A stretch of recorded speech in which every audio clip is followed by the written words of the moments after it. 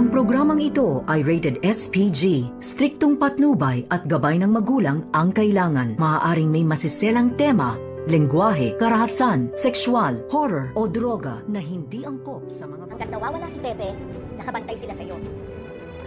I owe you one, girl. Thank you. Tumawag nga itong si Neresa dito kay Moira at kinamusta nga kung nagtagumpay ba ito sa plano niya iligaw itong sina RJ at itong si Giselle. At dito rin na sinabi ni Neresa kay Moira na hanggat nawawala itong si Don Pepe ay sa kanya mismo nakatutok sina Giselle at RJ.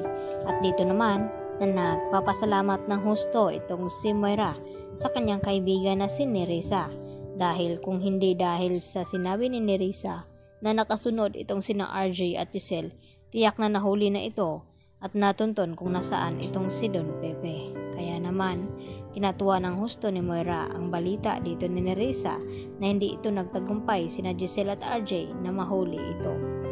Tapos mamaya-maya naman ay agad din na tumawag itong si Carlos kay Moira at ipinaalam na sinabi na daw ni Zoe kung nasaan itong si Don Pepe.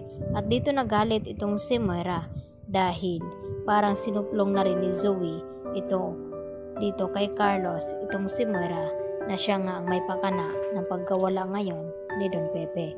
Kaya lalo naman na ikakapahamak ni Moira kung may iba pang nakakaalam na may kinalaman ito sa pagkawala nga dito ni Don Pepe. At dahil tumawag itong si Moira kay Zoe at ipinaalam na hindi na nga daw niya bubuhayin itong si Tanda at kinakailangan ng maglaho. At dito naman na hindi matiis ni Zoe na hindi sabihin dito kay RJ ang buong katotohanan na may alam siya tungkol sa pagkawala dito ni Don Pepe. At ang may kasalanan ay ito ngang si Moira. At ang gustong plano ni Moira na ipaligpit ng tuluyan itong si Don Pepe nang sa ganon ay wala na ngang makaalam sa kanilang sikreto na itong si Zoe ay hindi tunay na anak dito ni RJ, dahil hanggang ngayon ay hindi pa rin nagbabalik ang mga alaala dito ni RJ, kaya hindi niya malaman na hindi nga tunay na anak itong si Zoe. Samantala, agad din na ibinalita ni Annalyn kay Lynette na kinakailangan daw makakuha siya ng matibay na ebidensya dahil hindi lang daw si Moira ang gumawa dito kay Don Pepe. Marahil kasabwat daw itong si Zoe.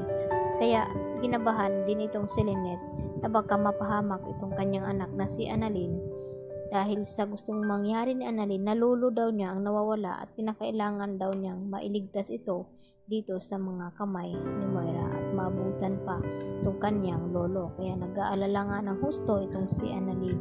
At dahil sa tulong nga dito ni Zoe at sa payo dito ni Carlos upang iligtas dito ni Zoe ang kanyang sarili na hindi madawit sa ginawa dito ni Moira, kaya magpasya ito na sabihin kay RJ na ang nagloko talaga kay Don Pepe ay walang iba kundi ang kanyang ina na si Moira at itinago ito sa malayong lugar.